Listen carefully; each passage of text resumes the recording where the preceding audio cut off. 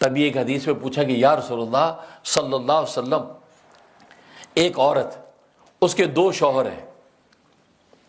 پہلا شوہر فوت ہو گیا، انہیں ایک اور شوہر کر دیا،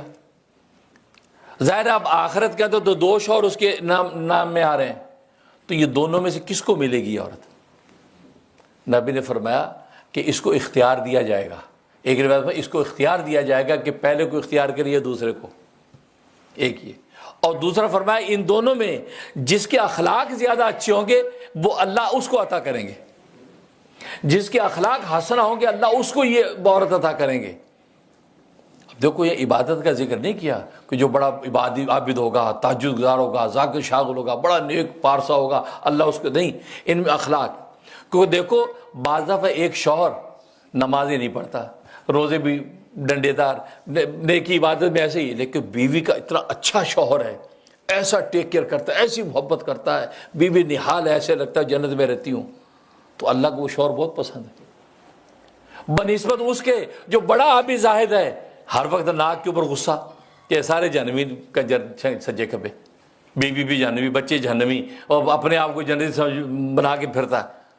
اللہ کو یہ پسند نہیں ہے۔ آپ اگر نمازیں روزے پڑھ رہے ہیں لیکن دوسروں کو جہنم کا سرٹیفکیٹ تو جاری نہ کریں، ان کے لیے بھی دعا کریں، آپ ان کے اخلاق حسنہ رکھیں، لیکن یہ ہوتا کیا ہے؟ فرمایا کہ نہیں، اللہ تبارک و تعالیٰ کہ جس کے اخلاق اچھے ہوں گے کل روز قیامت پہ اللہ تبارک و تعالیٰ اس کو وہ شوہر دیں گے، وہ بیوی دیں گے، اور اس کے بعد نبی نے فرمایا کہ یاد رکھ اچھے اخلاق والے جنت کے درجے لے گئے، اچھے اخلاق والے جنت کے درجے لے گئے۔ معلوم کہ اخلاق حسنہ کی اتنی بڑی قیمت ہے کہ دنیا میں آپ کے اخلاق حسنہ ہیں، ہر ایک کے ساتھ محبت کے ساتھ، تواضع کے ساتھ، عاجزی کے ساتھ اور مسکراہٹ کے ساتھ پیش اگر آتے ہیں، اور آپ کے کلام اور قول سے کسی کو ایذا اور تکلیف نہیں پہنچتی، اللہ تبارک و تعالیٰ کے آپ سمجھیں جنت کے درجے آپ کو ملنے والے ہیں۔ اور دوسرا نبی نے ایک جگہ فرمایا میرے قریب کل روز قیامت میں سب سے زیادہ وہ لوگ ہوں گے جو تم میں سب سے زیادہ با اخلاق ہوں گے۔ اب بتائیے، اور ہم 2 دن تہجد پڑھ کے بندے نے بندہ ہی نہیں سمجھتے، 4 دن ذکر کی کر لیا، کوئی بندہ ہی نہیں لگتا، نہیں، یہ نہیں،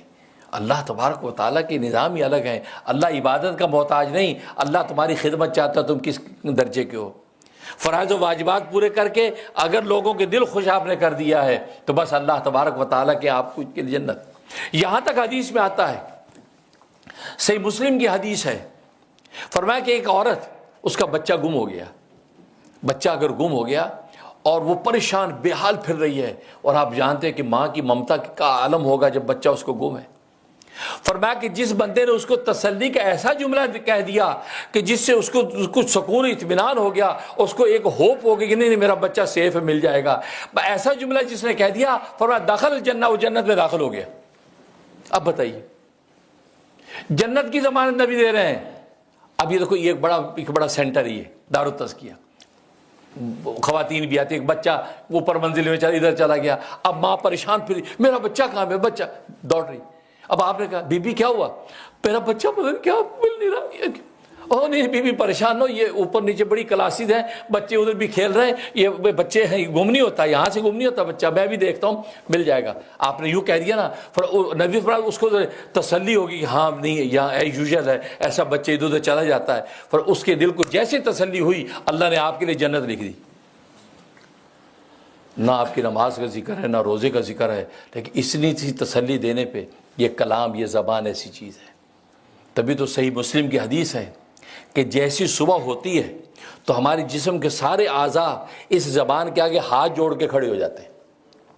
اور کہتے ہیں کہ بھئی زبان بہن، آج اگر تو ٹھیک رہی سارا دن تو ہم بھی ٹھیک رہیں گے، اور اگر تو بگڑی تو ہم بھی بگڑ جائیں گے۔ کیوں؟ آپ کو پتہ ہے انسان کے سارے نتائج اور رزلٹ کا مدار زبان پہ ہے،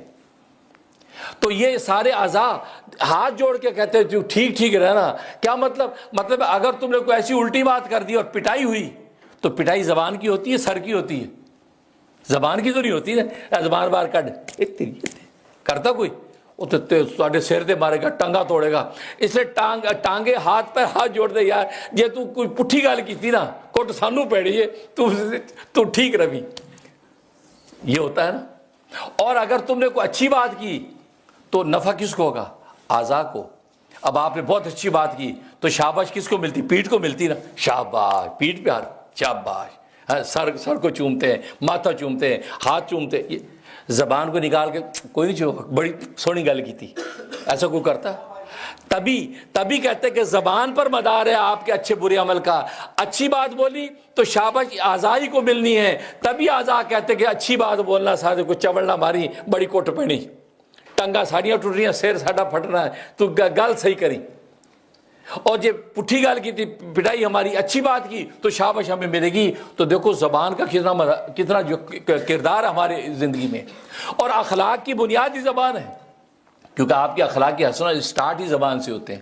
سب سے پہلے اچھی مسکرا کے ملا، السلام علیکم، و السلام، جی آئیے تشریف کیے، کیسے آنا ہو، سب ٹھیک ہے، ملنا کوئی خدمت ہے۔ اب یہ الفاظ بندے کو کیا مانوس کر دیتے ہیں،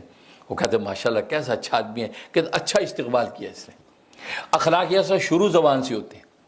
اس لیے فرمایا کہ دوسرے رشتے جو خدمت کے ہیں، وہ خدمت کے رشتوں کے اندر جو ہے کہ انسان کا کردار اخلاق حسنہ کے ذریعے سے